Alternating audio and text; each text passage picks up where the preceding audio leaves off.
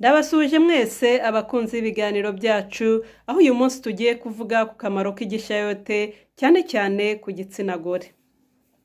Igishayote gikungahaye kuri vitamine zitandukanye, gikungahaye kuri fibre, gikungahaye kuri za seli minero zitandukanye.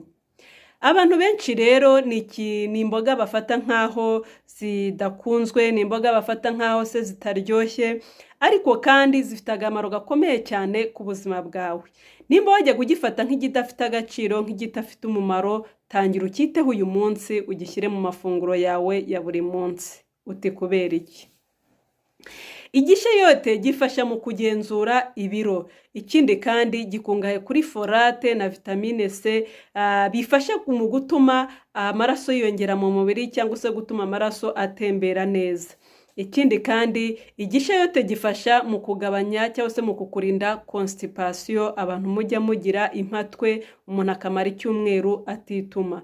Ikindi igishayote gifasha gutuma umutima cyangwa se umuvuduko w'amaraso bikora neza, umutima utera neza, kubera ko gikungahaye kuri potassium. Igishayote kandi gifasha igogora bitewe nuko gifite amazi menshi, bituma igogorwa rigenda neza, umuntu akaba yagira uburyo rwose atarwara igifu mu nda he ugasanga nta bibazo birimo. Bamwe mumara kurya mukabyimba inda, ibyo bibazo biba bikemutse.